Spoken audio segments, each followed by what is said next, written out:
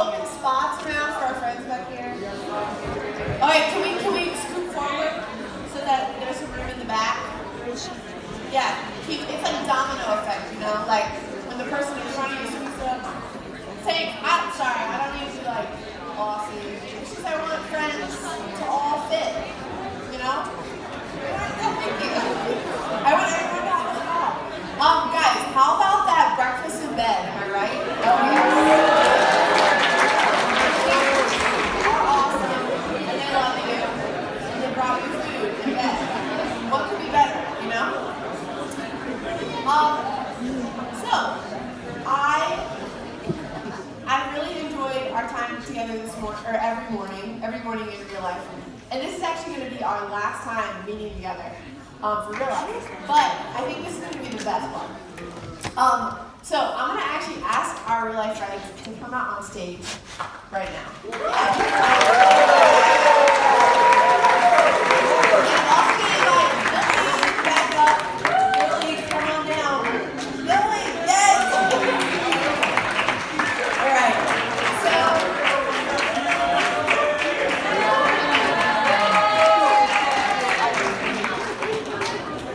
So yesterday when we left real life, this is the state that we were left in. We talked about how sin is us deliberately turning our backs to God, and that it is this disease that we're all born with. We're all born with sin. Like Ray said, no one teaches a baby how to say no. No. And sorry, I was like I was. But honestly, though, this is the state that we're in. And we talked about how in Romans 6:23 it says the wages of sin is death, and that's what this represents. This represents sin.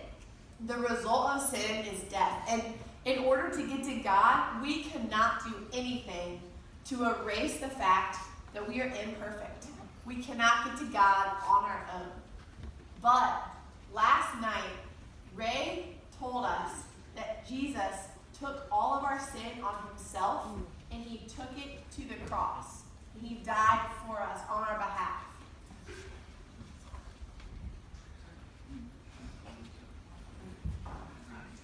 The cross represents that Jesus Christ took your sin and he took my sin on himself.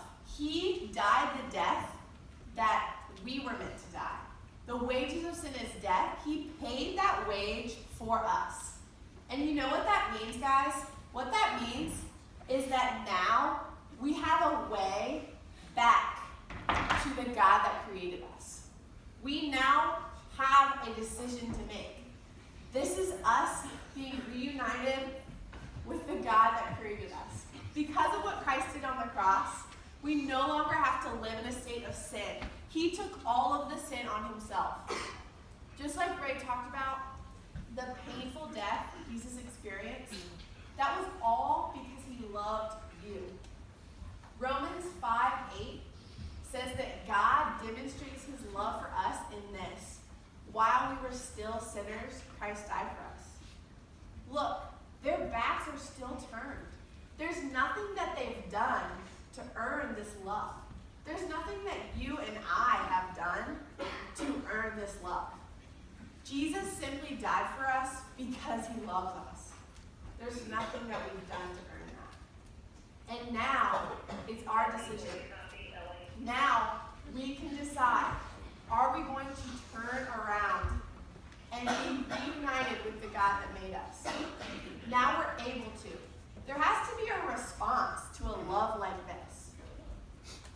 A grand gesture of love, where Christ laid his life down for you and for me. How are we going to respond to that? It's up to you. And I'm going to give our real life friends a chance to tell you how they responded to this love. So my junior year of high school, I decided to turn my chair around and I started following Jesus. I remember thinking that the wells that I went to, they just weren't working. They were leaving me completely unsatisfied. I ended up quitting playing basketball competitively because I'd come home always remembering and thinking that I'm never going to be good enough. And after dating a couple girls, I realized that no girl would ever complete me. But I've been searching for full life in so many places. When I heard that Jesus had died on a cross, thinking about me, thinking about you guys, that he wanted me to have a relationship with him, that was full life, and I knew it. Following Jesus gave me a couple things. One of them being a life of adventure. I knew that a lot of people think that following Jesus is boring and no fun, but let me tell you that that is false. The past 4 years of my life have been incredible. The past 4 years of my life have been incredible, and it makes me wish that I had started following him sooner. Maybe instead of my junior year, it would be my freshman year, maybe even in middle school. But secondly, it gave me a story that I've been able to share with you guys the past couple of days. It's a story where I went from death to life.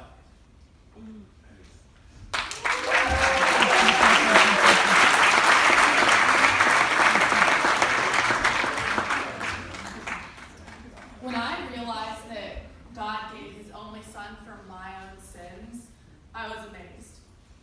The fact that someone gave the closest person to them for myself gave me the love and self-worth I was looking for in other things. I still want to do great in school, I still live off of my calendar, and I'm super organized. But I'm not gripped with anxiety when something doesn't go the way I expected it to.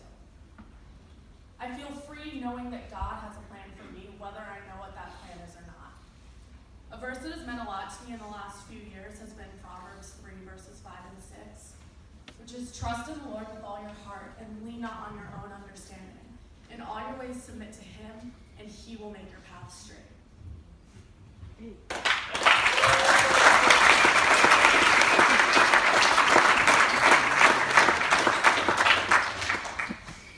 I always thought that I was too damaged to be loved by God.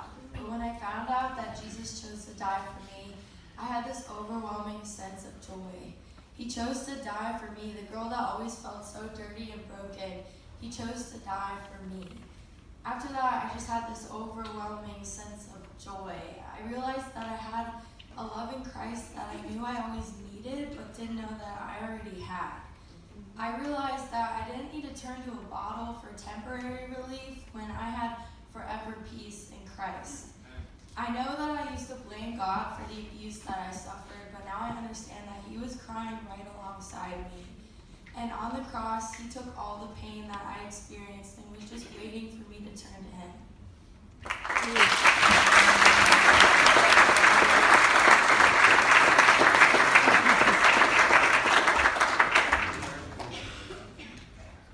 When I first heard about Jesus dying on the cross, I did not turn my chair around and I did not say yes. I was honestly very scared about what a relationship with Jesus actually looked like. So I kept going to the wells that I was going to, and I always ended up not being satisfied. I just became exhausted with trying to control my own life, and I needed something that was going to last forever. So I eventually turned my chair around.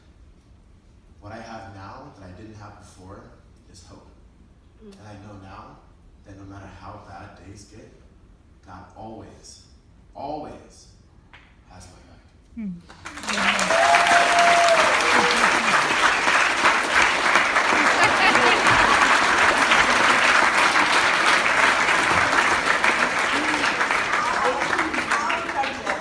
How incredible is this?